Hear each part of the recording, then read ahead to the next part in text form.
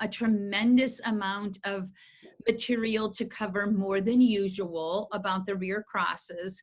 And because there's so many photographs and diagrams, and I even made a new diagram for us to look at, I'm going to go through the articles kind of fast. And I don't have a co-host today, so I'm going to be running the show myself. You guys can go into participants and see, Daryl, you're the only one that has your mic on, so you might want to poke around and turn your mic off. But if you hear some background noise, I've had a couple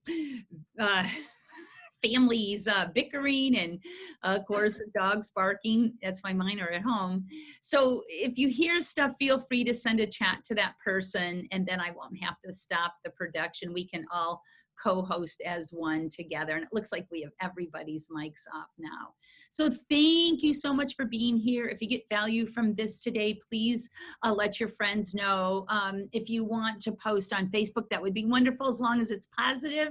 If you have a problem with it, you don't have to pay, so it should be able to not make too big of a do. But I love feedback, and as much as I love positive feedback, which I've been getting plenty of, thank you so much, the negative feedback helps as well. I don't even look at it as negative. It's just information. So without further ado, I am going to go to screen sharing.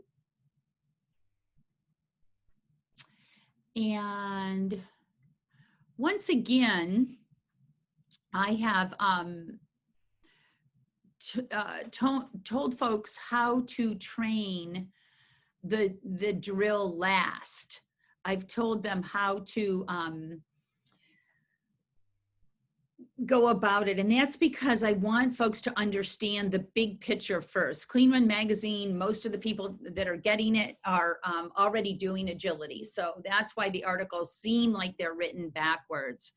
The other thing is I feel like a lot of folks have already taught a basic rear cross, so that's the information for the folks that don't have it. So that's why how to actually break it down is at the very end of the second article, in case you were wondering why that's so. So the common myths for the rear cross, rear crosses somehow lost their sexiness. They had a lot of sex appeal when there was a gentleman named Marcus Tops running in agility a few years back. And Marcus was a hotshot, and he had this little border collie named Juice. And I don't know if you could look Marcus's runs up on YouTube or not, but Marcus Tops was young, athletic. I would have called him a kid. I'm sure he was at least in college. He probably wasn't a kid at all, but he wasn't our typical agility person. And he was on World Team. He was a real hotshot. And I remember he got interviewed in Clean Run once. And one of the questions that they had on their regular interview of hotshots was, what bugs you about agility, or what's your favorite saying, or some little personal thing. And Marcus Tops said, front crosses for the sake of them. And when he said, and that's all he said, he didn't elaborate. And I thought right then and there, wow, I looked at front crosses differently forever, because I realized that people were just diving into the dog's paths, and the crowd would go wild and they would barely make it. And it was kind of exciting. Like, and then it would be like a throwing down the gauntlet, like who's going to make the front cross, or you'll never make that in the walkthrough. And then it was sort of like, cool, they made it, cool, they made it. But then I started watching the dog's expressions, and the dog is like, you know, Jesus, you just cued me to open up, and now you're jumping, you know, like across the train tracks or something. So I started watching Marcus a little bit, and he did his rear crosses It wasn't that Marcus couldn't run. Marcus could run, but he kind of drove the dog from behind. And he was often, when he rear crossed, very close to the dog's butt. So that's one of the myths. I see people like giving the dog an ocean of room and like, you know, oh, you go have all this and I'll be way over here on this part of the course. And I would hate to be over there too when my course is going the other way. So hopefully I can show you where to be on a rear cross. And then I'll share with you then and there when I started learning from that one line in that one interview, I went kind of crazy off of it. And I started really getting into Zen and the art of the rear cross. And that's when I decided I would only do front crosses if I was ahead. And then it's like, well, what does that mean? Because you could be right next to the dog's shoulder or their head or 1 foot ahead or 2 foot ahead, which isn't really ahead at all when your dog's trying to run as fast as he can. So I really don't do front crosses if I'm not relatively sure I can't be 12 or 15 feet ahead of the dog. Now I've gotten clever on how to do that, because don't get me wrong, if I need a front cross, I need a front cross. You guys, that's my point. People get sort of like attached to turn cues, and I do too. I like some better than others, but when it comes to rear crosses and front crosses, I think in the article when people say, oh, I'm not really good at rear crosses, I'm like, so you're not good at breathing or spending money? I mean, it's money in air, rear crosses and front crosses. And the thing of it is the majority of some of what I call the fancier turn cues that are fun and people get into it and it's fun to go, you know, learn new things and try new things. That's another topic that I'm happy to talk about just about anything agility at any time. They're based in front crosses and rear crosses. All of the fancy turn cues are based in the handler and the dog understanding which elements of the front and the rear are making up that other turn cue. So I talk about Marcus and the year Robert E. won AKC Nationals with the rear crosses. So I think that this first article is pretty clear, and I hope that you've all read it. I always encourage people to come to study group. Sometimes I'll get an email, I didn't have time, should I still come? Absolutely, always, always, always. And this bit here, I work hard to teach my dogs to understand my physical rear cross. I want to talk about that a little bit because I no longer call all rear crosses rear crosses. I have verbal turn away cues, and they are called left and right. For decades, my verbal turn away cue, lead change, go the other way, was a generic, and I use the word hook. So if you hear people saying hook, they were probably Ace Dog Sports students. Another common word is switch, and an even more common word is turn. And those words just mean use the other direction. Now, so now we have this dilemma: is the rear cross a physical cue or is it a verbal cue?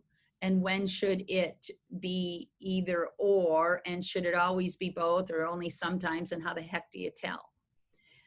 So I decided that a rear cross was only a rear cross if I literally crossed behind the dog's butt physically before the dog took the jump. That's a rear cross. I've crossed the dog's rear physically. But when I was filming One Jump, Two Jump, I was doing the rear cross work with my border collie, Tybo. And Tybo was more like a golden retriever than a border collie. He didn't make algebra out of agility. He was pretty sensible boy. 1 and 1 was 2 and 2 and 2 was 4. It wasn't the square root of something else, which will bring me to Brink in just a second. But when you guys, when I'm making these DVDs and I'm writing these articles, I got to get it right. I got to figure it out. I'm sharing knowledge that I know, but I got to be sure that I can explain it and be clear and sure that I've done it with lots and lots and lots and lots of dogs and it works, and that I can teach it to people and then they can do it with their dogs. So while I was editing all this film with zillions of rear crosses, it's like, why did he miss that one? Why did he go the wrong way there? And I realized I had this dog whose peripheral vision had a start and an end. So you guys, if you play with your peripheral vision, you turn your chin and you'll be able, I do peripheral vision. Those of you that have done feet first know I talk about it. There's a spot where you can see the thing. And then if somebody asks you, can you see it? You can't answer. You're like, I can tell it's there. So that to me is, yes, I can see it. I can feel it. I can tell it's there. When it's not there is when, if it moved, I wouldn't know. If the dog and the jump were gone, I would not know. So when I noticed when I was editing that film is that Ty, there was a line that was too fine for me to ever want to take the responsibility for when I was making decisions in handling for where he could pick up a rear cross if I was X amount back. And then there's also what the dog is focusing on. I mean, some of my dogs, when they see tunnels, their peripheral vision gets quite a bit less. They're running towards something they want and they're getting closer and closer and closer, and they can smell it and taste it and they want it more. They're less influenced by what's behind them. So then I pretty much decided if I'm behind, I'm going to be talking. That was hard for the border collie that knew square roots of things instead of just straight math, because if I started to rear cross and I give a verbal, sometimes he would turn twice. So, and that's because he was taught that he should turn if I didn't tell him to turn. So he had to anticipate my coming across behind him. I always wanted it to be, do not turn unless I have physically stepped behind you. I don't care where I'm at. I don't care what's coming up. I don't care what else in your world. You do not turn off of me unless I step behind your butt. And I realized after, 15, 20 years, that wasn't fair. I couldn't say, even in a court of law, you guys, you go to traffic court, learned this from a judge, you are not responsible for what's behind you. So I thought, well, if I'm not responsible for what's behind me in the court of traffic court, then I'm not going to make my dog responsible. So then now I add the verbal. But I still teach the dog the physical in the training sessions where I can manipulate where exactly I'm going to be. And because I keep my eye on my dog, this is the big, oh my gosh, you guys, if you're taking notes, this is all really, you got to write down. Here's the hard part. When we're doing rears, sometimes when we're doing everything, we've got our eyes peeled on those obstacles. We studied those obstacles in the walkthrough. They're etched in our brain. We learned certain training by looking at the obstacle where we're going. There's times we need to look at the obstacle. It's much easier to look at the obstacle than the ground. I still have troubles. Whenever I have trouble, 90% if I go wrong, it's because I'm looking at an obstacle, not the path of my dog. So because I want to see that dog, because I want to cut as soon as I have passage, as soon as that dog's tail. We've got some good photographs to show that.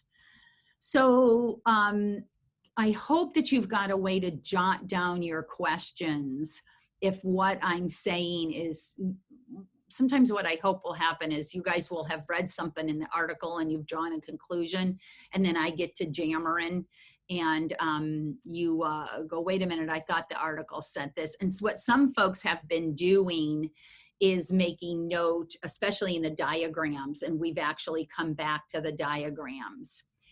So this is talking about the dogs being chased versus liking their handler ahead.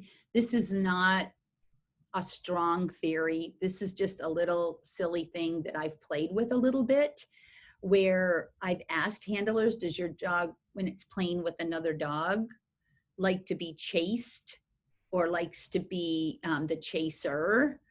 And I'm just for fun trying to see if those dogs actually like being driven from behind more. I do think there's something, and you guys, I don't know, I do not profess to know about what they call early takeoff, whatever. There's dogs that have that stutter step when they jump. I know that it can be different things that cause it. And I have some theories on what makes it worse and what makes it better. And it could be lots of different things, which is where, if you're struggling with that terrible thing, I think an open mind is the advice. That's the advice I have. Keep an open mind, learn all you can. But I've known some dogs that suffer from that have troubles with their handlers ahead. And I don't know if it's because if it's competence or vision, then both of those things could be a part of that dog's experience, that handler coming in or not knowing to keep their eye on the bar. And I've had a couple of dogs, the bar or the handler, sorry. I've had a couple of dogs where we handled those dogs primarily with rear crosses, and they were much more comfortable. So I'm trying to sell rear crosses, because I think that if you're a little slow and your dog is a little fast, it's a real nice way to be out of the way and just let your set lines. You got to be good at a few things. But this one handler that I'm thinking of in particular that had one of these dogs that started stutter jumping worse and worse, and I couldn't fix it. I didn't know enough about it. But I learned a bunch. And one of the things was he came for a private lesson every single week for years. And we did everything with rear crosses, everything, like stuff. I would be like, you think you can do this? His name was Tom. You think you can do this with her? You think you can do this with her? So I learned a lot from that team working with them every week. So that's why I say the truth is that rear crosses have gotten quite sophisticated.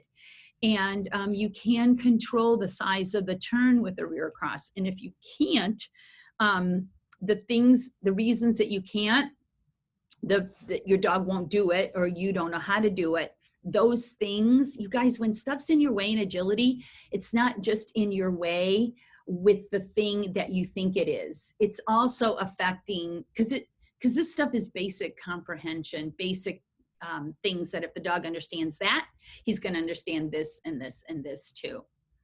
So if you have questions from Article 1, hopefully you have a way to jot them down. And I'm going to move this down, and we're going to go to Zen and the art of rear crosses. So you do have to have a dog that will go to the jump ahead of you.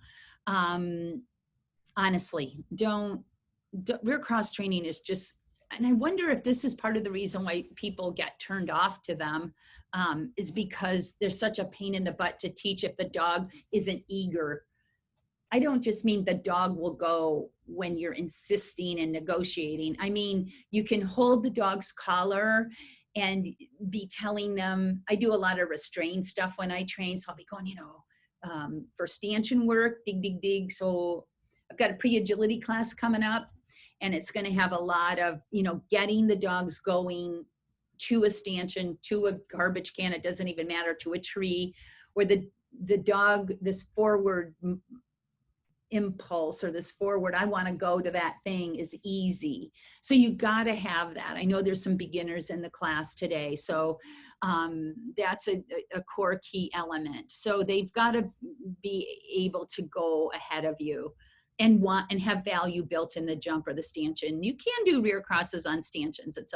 It's a little bit tricky, and I prefer a jump, but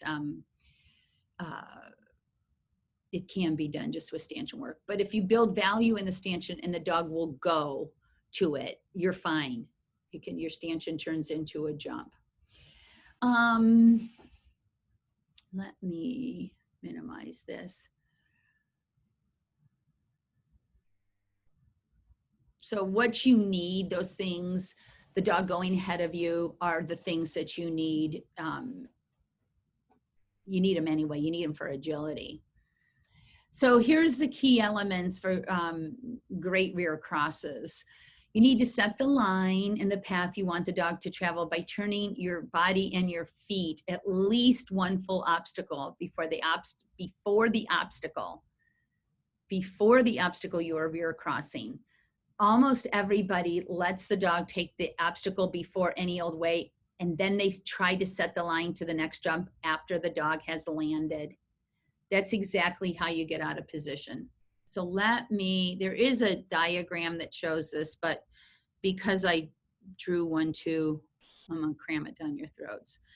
So this is just a real typical, the horse starts on one side and then you end up having to be on the other side. This is just a classic configuration that could be at any level. And the dotted lines are the handler's path for a rear or a front. So a lot of what determines what I'm going to do is this jump, because if I'm going to do a front cross, this line here is the front cross line. So that I would be on. The dotted path is the handler's path. The solid line is the dog's path. So I would do something. I would only travel, we're assuming the course is coming from over here. These little dots, 1, 2, 3, 4, 5, 6, 7, these dots are going towards this jump. You guys, if I had to go more towards that jump to get the dog to take it, then the little dots would go to here instead of here. But today we're playing with my dog Tux. So I have convinced Tux by this amount of direction towards this jump to take it. And I'm sure he's going to take it. I'm not playing with fire. And he's over here. We don't travel super close together. We're not touching our legs. So I call these lanes. This is a lane, 2, 3, I don't know, maybe 5 lanes, 6 lanes. And he's heading towards that jump. At this point, I'm paralleling his path. He knows it's that jump. I don't have to help him anymore. And then I'm going to cut the corner. I'm going to cut all this real estate off so that I can have my front cross done. That's my goal. Before the dog takes this jump, I want to be done. So if I can't do that, if I'm running in this direction to do the front cross, when my dog is here, my dog is going to go wide. He should.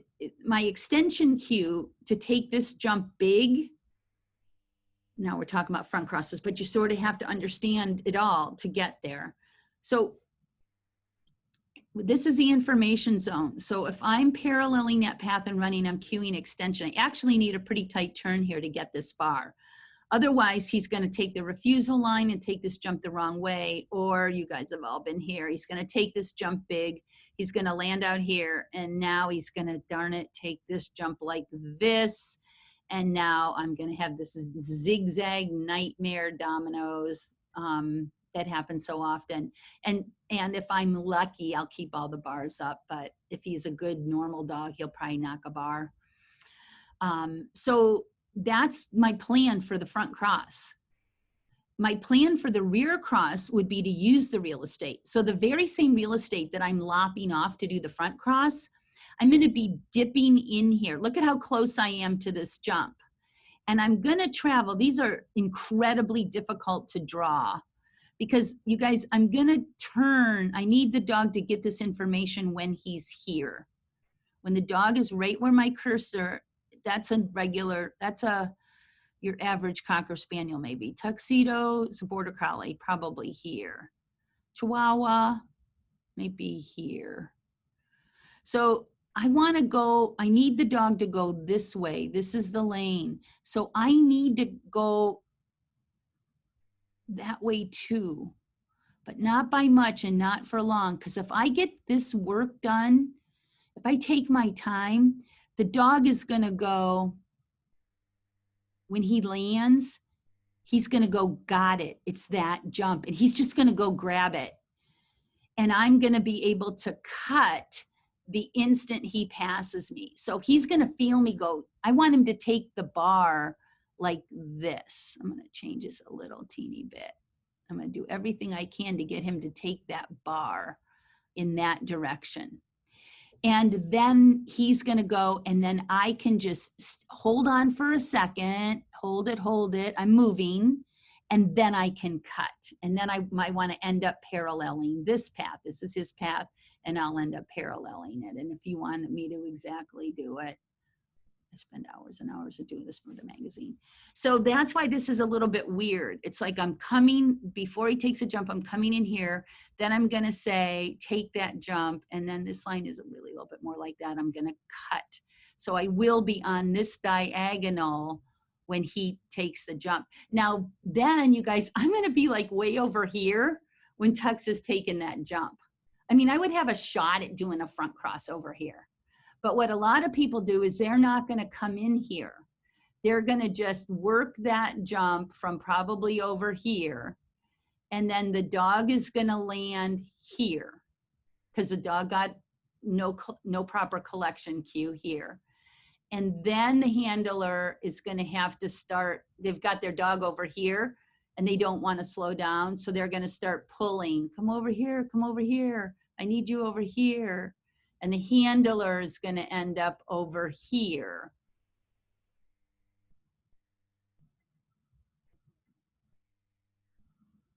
When the dog is taking the jump. So when the dog takes the jump, and the reason I hate these is because you guys, if you run to this wing, that should be what you would do if you wanted your dog to come around this way.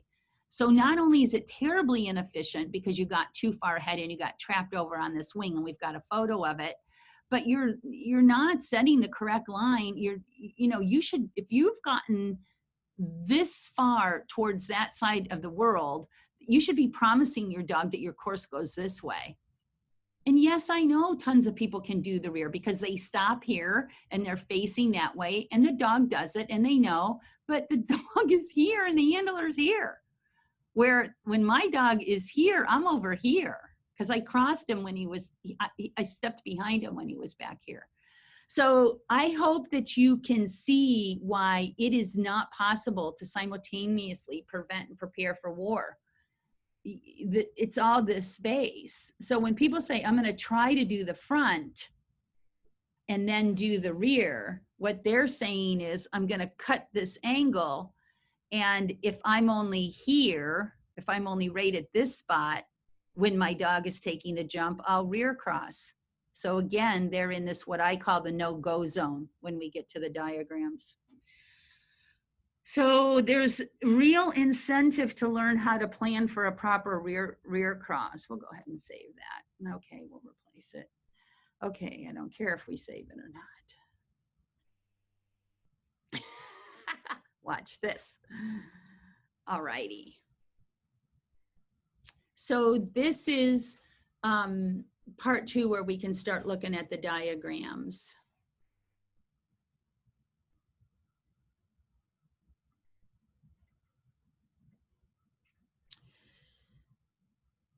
So this is just your classic, very similar to the diagram we just looked at. The diagonal line is the line that the dog, when he turns on this stanchion or on this jump, you want him close to this side.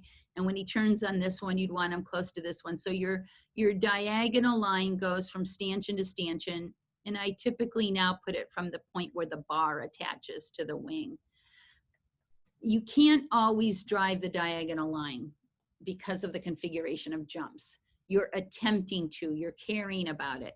But just like in that diagram I showed, the handler is cueing the dog on takeoff side of 8.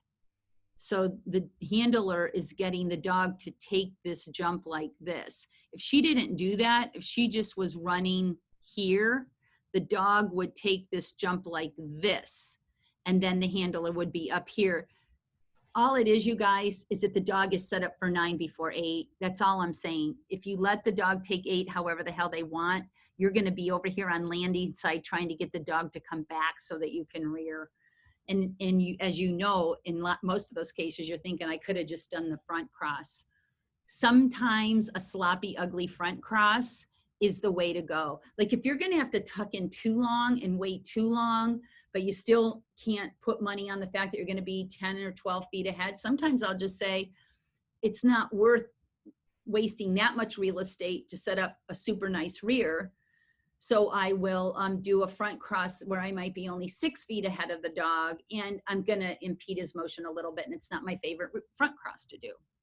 So this is just your classic goal. That's your classic run-of-the-mill rear.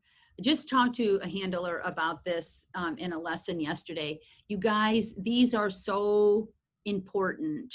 So many people, and you have to be brave to do these, because if the tunnel is bent more and you're running this direction, you do have to worry about the offside tunnel, the off course, wrong end of the tunnel.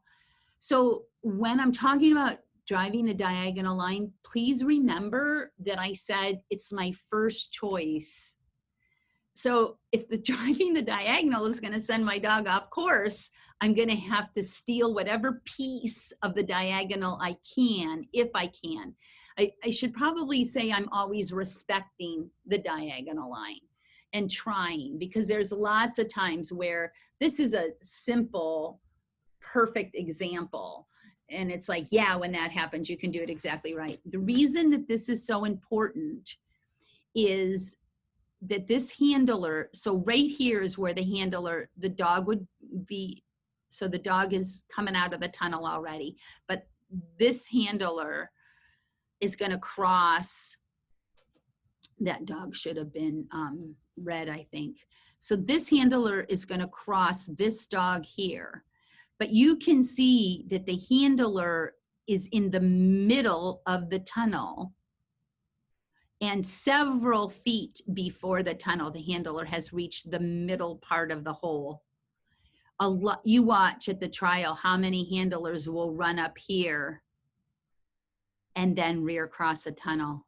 And those handlers on the next day, when they want to run on this side of the tunnel and have the dog go this way, they're going to have a hard time. And I train my dogs. You guys, the number of times we have to do this on course are slim. I don't know why the judges don't have it more often. But my dogs know that even if I'm running hard, if I'm in this area, there's no way I'm rear crossing. I would have never been there. So they know to turn left. Here's the real problem, because I know what you're thinking. You're thinking, well, I just call my dog and he'll know. But there's something very tricky that happens when you are yelling at a dog in a curved tunnel and changing sides. If you start yelling, you don't know what ear you're in. So if you yell at the last second here, or when they're in the middle, you'll have a real good chance. And by all means, if I'm in competition, I'm yelling.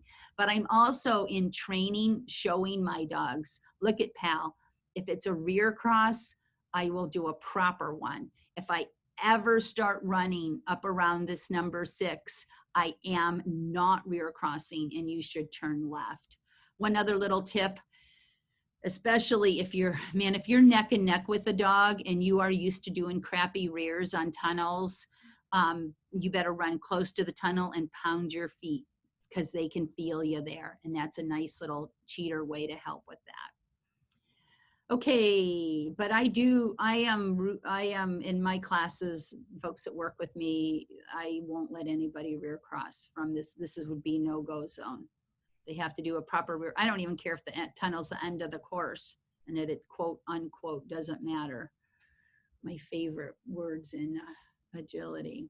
Okay. Andy, may I ask a question about that last diagram? Sure. So if the dog coming out of the tunnel should have been red, and the handler, and you're linking that with the red handler, shouldn't the handler have turned to be paralleling the dog's path? The handler, as soon as I said that, I thought to myself, I think I got that wrong, and Gwen is going to notice. Thank you. I'll mute myself. Usually my handler, when I have multiple handlers and multiple dogs, this handler looks like he's with this dog handler, and this handler looks like he's with this. And I think that I had to have that handler there to show the diagonal. But frankly, once I crossed that line, you guys, I would not be heading towards that hole anymore. As soon as I crossed the line, whoops, I would be here. So that I would expect my dog, this dog is not going with this handler. So I apologize. I should have stopped myself. Thank you very, very, very much, Gwen. But as soon as I cross, there's no, and that's a pet peeve of mine, that handlers will run to that hole when there's no reason to. As soon as the dog goes in, one toenail on vinyl, my dog would see me paralleling this path as he exited. Yeah, good catch.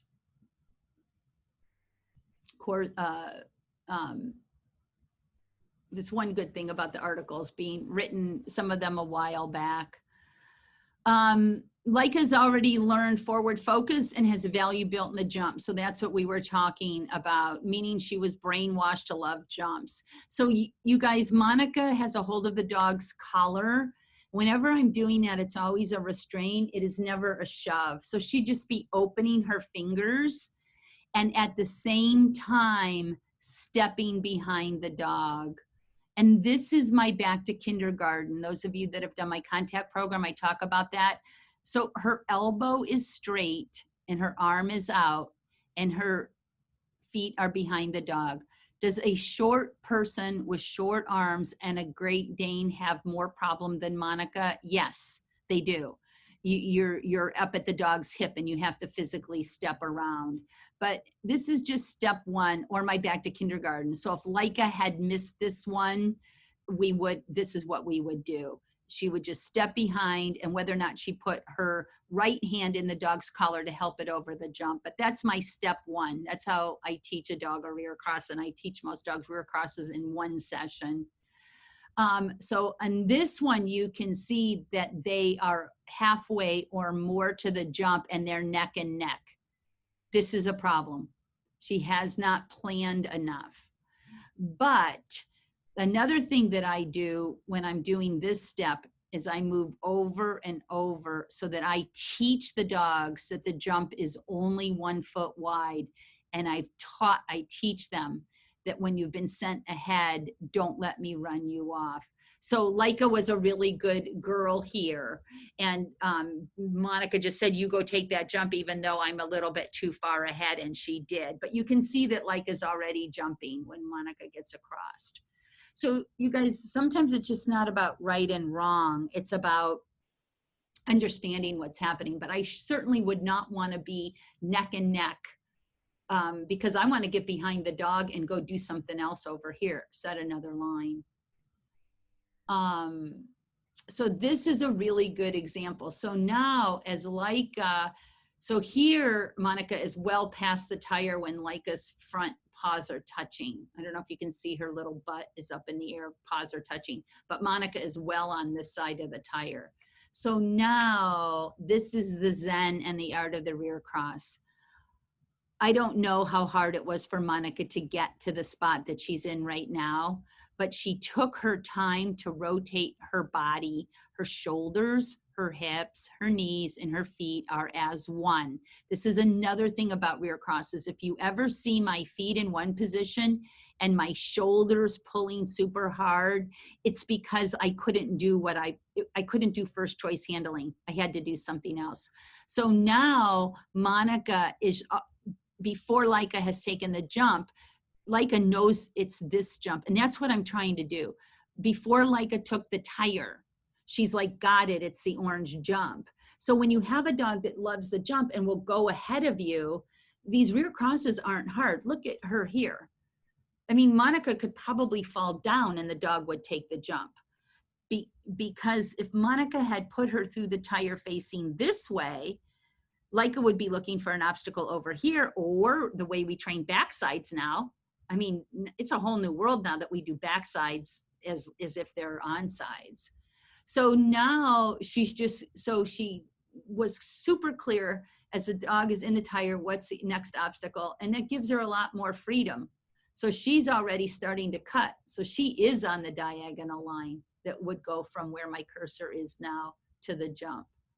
And this is what makes it easy. She's well behind the dog before. This series is what you want to study.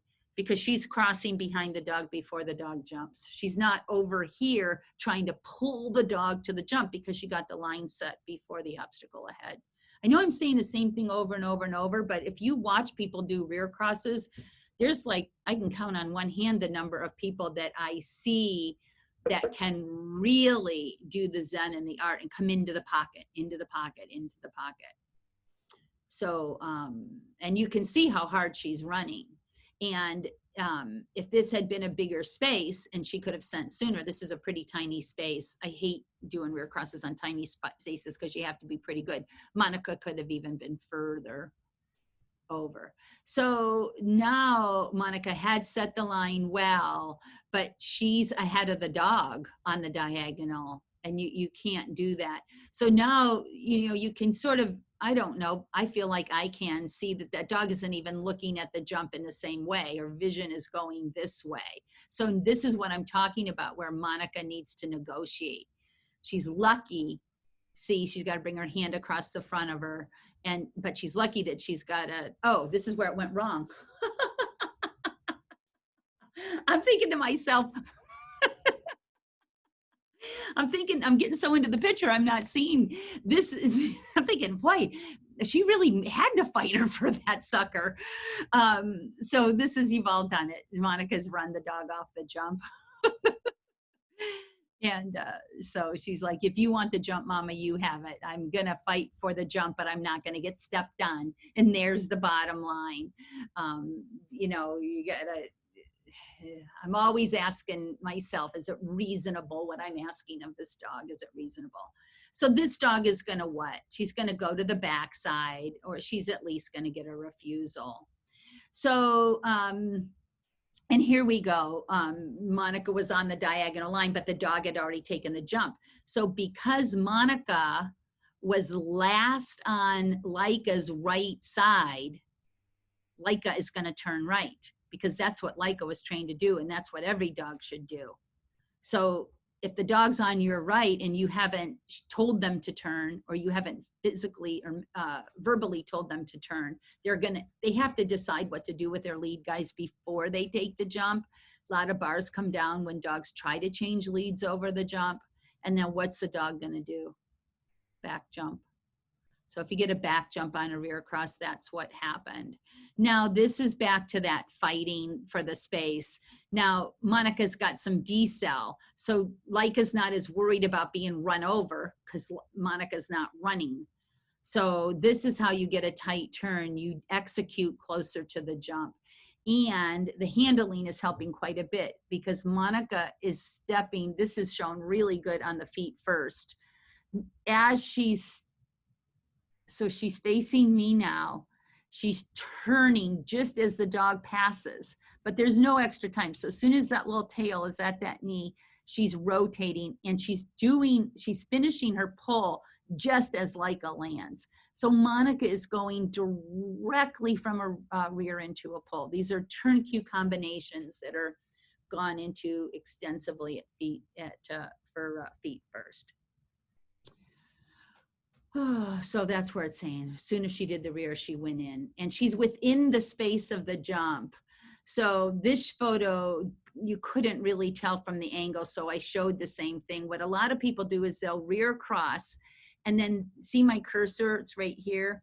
They'll run past the wing. But Monica did the rear, and while she was still within the space of the jump, she did the pull cue. So that's going to leave, if she had traveled over here to do the pull, like so many people do, then Laika would have been out here and she would have lost at least a half a second, if not more. So these are classic rear cross drills where you can get really comfortable with the timing. You guys, again, it's hard to draw these because there's Chihuahuas and there's Great Danes and there's Border Collies and there's fast people and slow people. But this is my favorite. You can change the spacing up and you can also move the jumps more in a straight line. And you see I've got winged and non-winged jumps here. But my goal is to run this blue line pretty stinking straight. So like like I said, it's hard to show exactly, but I'm not doing a bunch of hips one way and shoulders another way.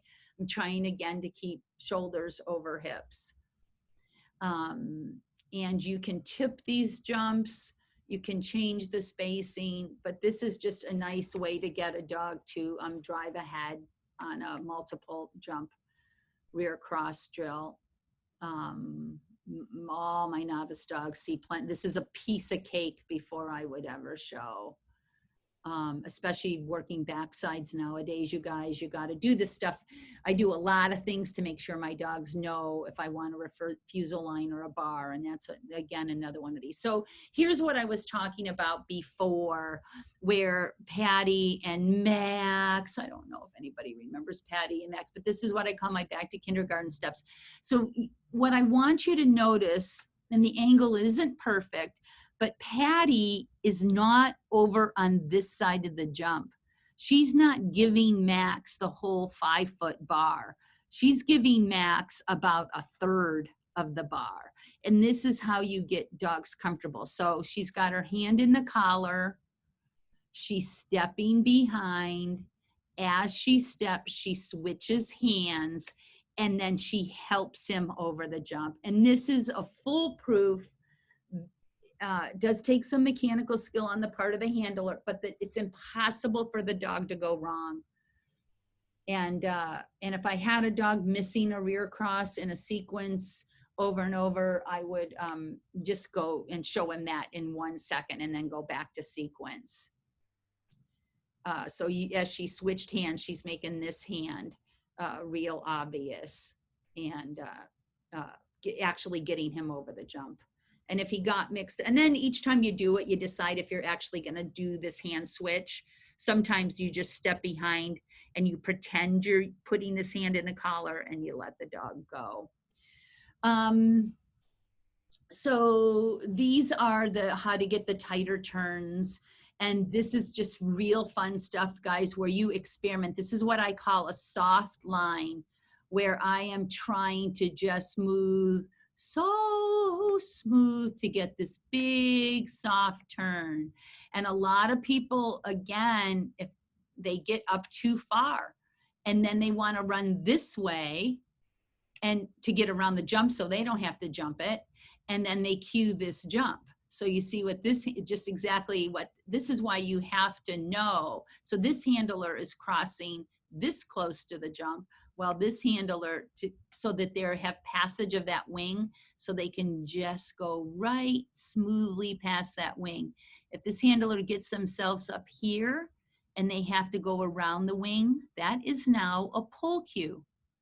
And it's going to take the dog here, just like it does here. The handler is running this way and didn't have passage to drive up to that jump and had to turn this way, which she intended to because she's going to this jump. And then this is just lots of decel. And you see here on this one too, I didn't draw the multiple dogs, so that I can see I goofed a little bit here. But this handler would be much closer to the jump. So instead of being this far, she's this far. And then that nice tight pull cue is done again in the space of the jump. This handler is leaving the space of the jump. When I say space of the jump, what's in between this cursor, the jump space. So I do a lot of planning of my handling, takeoff side, landing side, and space of the jump. And we did that in the 4 quadrants, talked about that extensively. So staying tucked in here helps get that turn tight. So that's a turn cue combination. So that's what I call the variables to make, and this is the tunnel thing, guys, that if you're rear crossing 6 to 7, you would go here. And if you're here, now some systems, I know one system in particular says you can't expect the dog to turn this way unless you're 3 feet past the entrance. That's a real good rule, because if you're 3 feet past the entrance, every dog on planet Earth should turn the correct way. But because I don't do my rear crosses in these no-go, I never would be in this green zone and then go that way, my dogs know if I'm in this green zone that they're going to end up going left. And then this is the counter work that's got to happen, guys. I've jabbered at it. We've only got about 10 minutes. So anybody that has to leave right at the stroke of 5, be sure you get your question in first. So you guys, what I would do if I was training is I would rear cross this a whole bunch of times. And then I would run the same pattern 1 and 2 and do decel on this jump. I would do decel, I would do a pull, and I would do a front cross and just say, do you still remember? And then in practice, I would be doing that with all physical cues.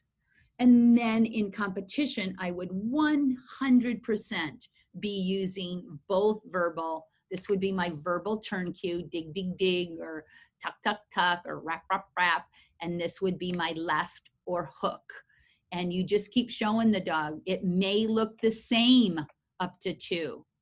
You've got to listen and watch, because I could look exactly the same. This handler is in the same spot and start to do a rear or want you to turn. And that's the other reason why I'm so religious about not going to that no-go zone. I want this to mean I wouldn't be here if I was going over here when the dog is that close.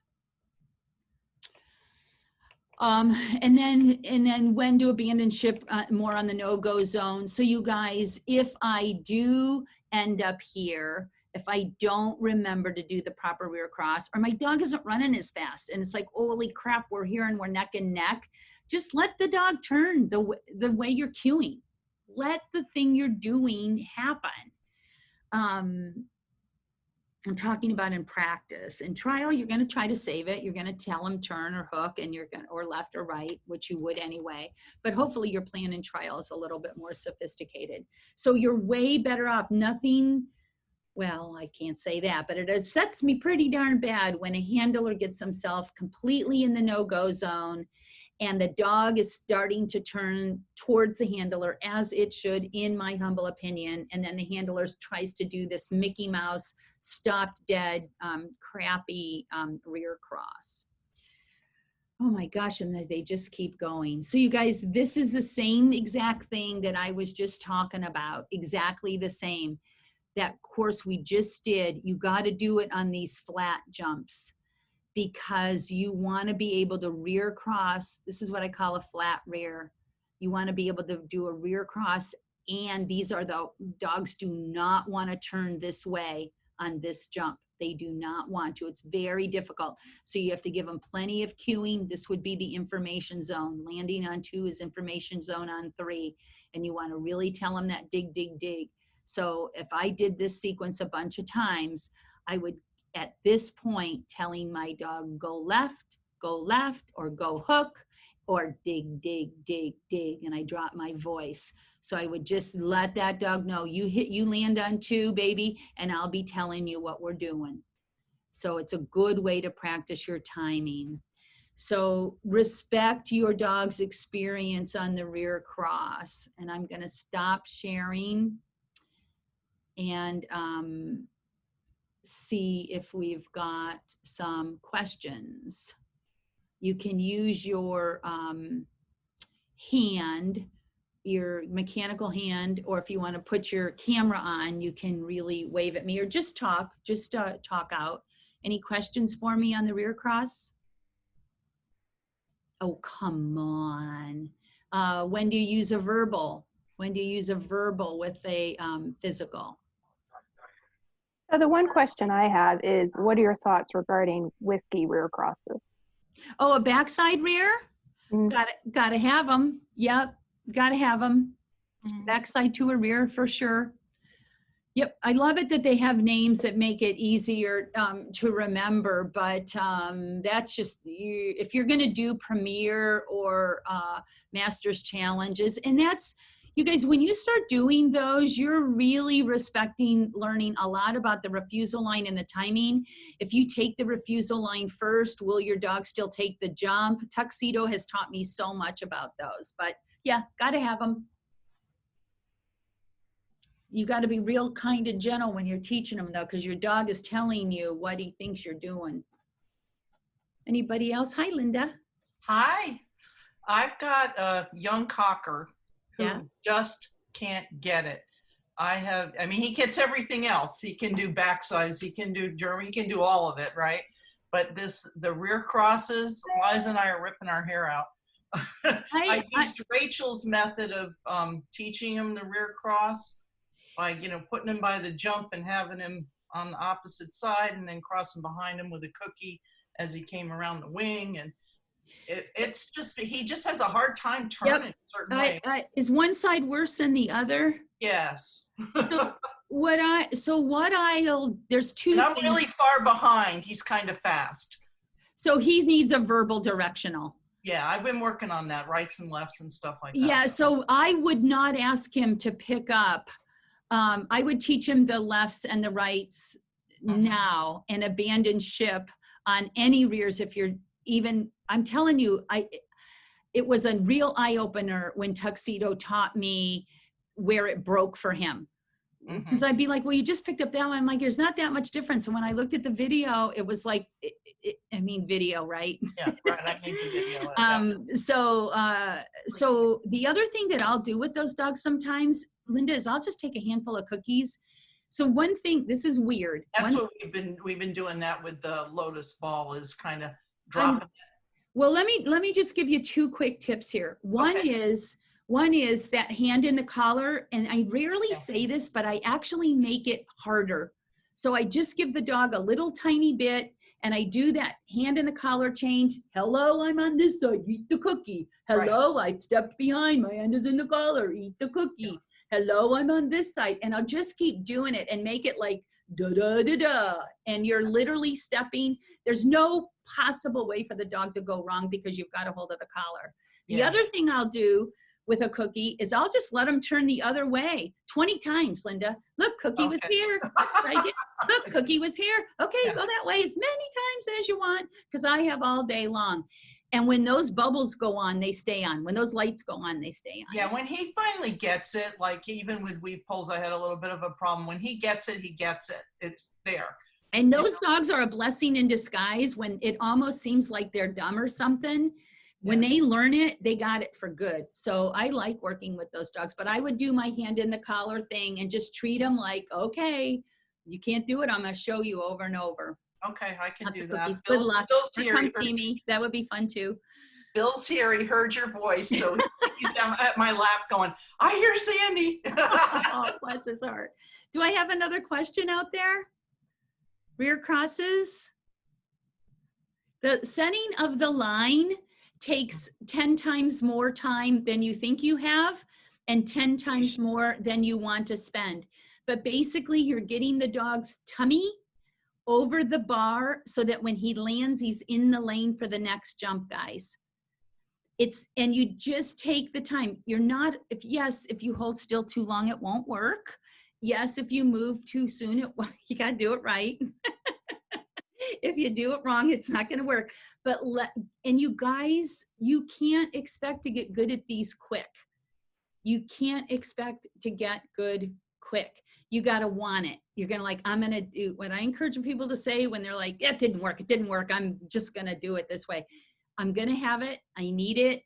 And I will do what it takes to have it. Be kind and gentle with yourselves. Any other questions? Hello. Okay, I keep promising those other episodes are going to come, and they are. We've got it figured finally, and they'll be on the website.